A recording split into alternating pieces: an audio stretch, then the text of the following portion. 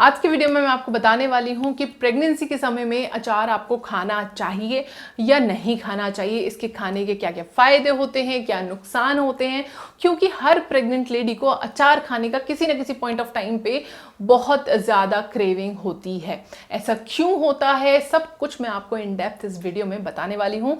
चलिए video start करते हैं। मेरा नाम है Diksha and you are watching me on pregnancy care India. अगर अभी तक आपने हमारे इस चैनल को सब्सक्राइब नहीं किया है, जल्दी से सब्सक्राइब कर लीजिए। प्रेगनेंसी की हर केयर की रिगार्डिंग हम वीडियोस लेके आते रहते हैं। तो देखिए, प्रेगनेंसी में बहुत सारे हार्मोन्स जो है वो चेंज हो रहे होते हैं और ऐसे में मॉर्निंग सिकनेस जो है वो बहुत ज़्यादा बढ़ जाती है।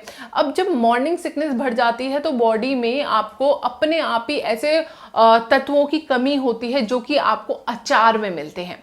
इसी वजह से आपको अचार खाने का मन करता है। देखिए, आपने अक्सर सुना होगा कि जिस तत्व की हमारी बॉडी में कमी होती है, हमें क्रेविंग अक्सर उसकी होती है। किसी को सॉल्टी फूड खाने की, किसी को स्वीट फूड खाने की। वैसे ही प्रेगनेंसी में ज़्यादातर महिलाओं को अचार खाने की क्रेविंग होती है। इसके कई कारण हैं जो कि मैं अभी आपको थोड़ी देर में बताऊंगी, लेकिन आप मोटा मोटी ये जान लीजिए कि प्रेगनेंसी में जो हार्मोनल चेंजेस होते हैं उसकी वजह से हमारी बॉडी में ये क्रेविंग बढ़ती है, सो दैट हमारा अचार खाने का मन करता है। दूसरी चीज़, अचार में बहुत सारे ऐसे एंटीऑक्सीडेंट मिलते हैं, क्योंकि ज़्यादातर अचार जो है वो फर्मेंटेड होते हैं। तो फर्मेंटेशन की वजह से वो बहुत ज़्यादा उसमें एंटीऑक्सीडेंट भी भर जाते हैं, उसमें बहुत ज़्यादा गुड बैक्टीरियाज भी होते हैं। तो एंटीऑक्सीडेंट तो आपको बहुत ज़्यादा फ़ायदा पहुंचाते हैं, हम सब जानते हैं। Let's not talk about antioxidant any more, हमने बहुत बात की है इस चीज़ के बारे में।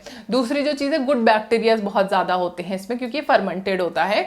तो गुड बैक्टीरियाज, जब आपके गट में ज़्यादा गुड बैक्टीरियाज होंगे तो आपका जो डाइजेस्टिव सिस्टम है वो भी बहुत आराम से काम करेगा, आपको कॉन्स्टिपेशन की या गैस की प्रॉब्लम नहीं होगी।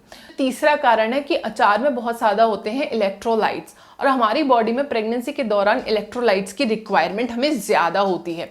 इसीलिए हमें ऐसी चीज़ें खाने का ज़्यादा मन करता है जिसमें इलेक्ट्रोलाइट्स होते हैं, और अचार उनमें से ही एक है। तो इसीलिए हमें प्रेगनेंसी में अचार खाने का बेहद मन करता है। देखिए, प्रेगनेंसी में जब आप अचार खाते हैं तो आपकी मॉर्निंग सिकनेस ज़रूर कम होती है, इलेक्ट्रोलाइट्स की कमी भी पूर्ति होती है, आपको गुड बैक्टीरियाज भी मिलते हैं, आपको एंटीऑक्सीडेंट भी मिलते हैं। तो इसके फ़ायदे तो हैं, लेकिन साथ साथ कुछ नुकसान भी हैं। इसीलिए हमारे घर के बड़े लोग अक्सर बोलते हैं कि प्रेगनेंसी के समय में ज़्यादा अचार मत खाओ। नुकसान इसके क्या क्या है? क्योंकि इसमें सॉल्ट बहुत ज़्यादा होता है, क्योंकि इसको हम प्रेजर्वेटिव की तरह से हमें सॉल्ट को और ऑयल को हम यूज़ करते हैं। तो सॉल्ट और ऑयल दोनों ही चीज़ें बहुत ज़्यादा डलते हैं ज़्यादातर अचार में। तो सॉल्ट ज़्यादा होने की वजह से आपको बीपी का इशू बढ़ सकता है। ऑयल इसमें बहुत ज़्यादा यूज़ किया जाता है, जिसकी वजह से आपको जेस्टेशनल डायबिटीज़ और फैट आपका ज़्यादा बढ़ सकता है, वज़न आपका ज़्यादा बढ़ सकता है। तो ऑयल की वजह से तो हम सब जानते हैं कि कितनी इश्यूज़ आते हैं। इसमें स्पाइसेस भी बहुत ज़्यादा यूज़ की जाती हैं, जिसकी वजह से आपको बहुत ज़्यादा जलन, एसिडिटी हो सकती है, आपके सीने में जलन जो है वो बढ़ सकती है, और आपको ओवरऑल बहुत अनईजी सा फील हो सकता है। अच्छा, अचार, जो लोग ज़्यादा अचार खाते हैं उनकी बॉडी में डिहाइड्रेशन होने लगता है, अपने आप ही पानी की कमी होने लगती है, जिसकी वजह से आगे और भी बहुत सारे इश्यूज हो जाते हैं। तो इसीलिए अगर आप अचार खा रहे हैं तो एक तो पानी आप ज़्यादा लीजिए, लेकिन इतना ज़्यादा अचार मत खाइए कि आपको और बहुत सारे नेगेटिव इंपैक्ट्स देखने को मिले। आम का अचार खाने की अगर हम बात करें तो इसमें होता है लिस्टीरिया बैक्टीरिया, जो कि आपकी प्रेगनेंसी के लिए बिल्कुल भी सेफ नहीं होता, आपको काफ़ी ज़्यादा हार्मफुल इफेक्ट देखने को मिलते हैं। इसीलिए यूजुअली आम का अचार खाने के लिए मना किया जाता है।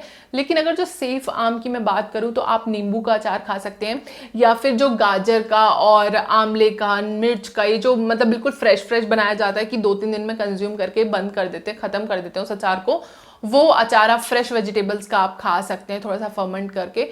वो अच्छा भी लगता है, उसमें ऑयल भी कम होता है, और मसाले आप अपने हिसाब से कम भी डाल सकते हैं।